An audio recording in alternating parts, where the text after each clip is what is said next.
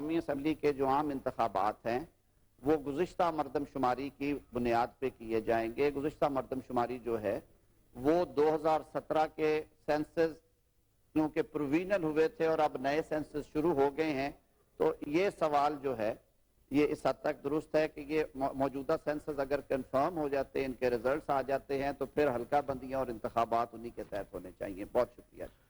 Honourable minister صاحب کچھ کہنا چاہ رہے ہیں؟ میں صرف دیتا ہوں ٹائم. جی سر میں ابھی ٹائم دیتا ہوں، یہ کوسچن آر پہ سر چل رہا ہے. جی جی منسٹر صاحب. تاج بھائی اگر بات کرنا چاہیں تو میں سر میں دیتا ہوں بعد میں، یہ تو ڈیبیٹ. جی جی جی سر. سر میں بطور بہرحال منتخب نمائندہ ہوں پہلے اپنے صوبے سے اور اس کے بعد میں وزیر بنا ہوں، تو میں اس حوالے سے گفتگو کرنا چاہوں گا یہاں پر. احسن اقبال صاحب کے بھی گوش گزار کیے.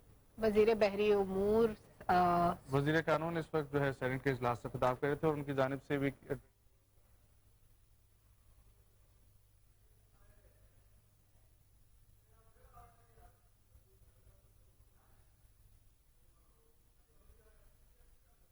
طرف سے یہ بھی بتایا گیا کہ کب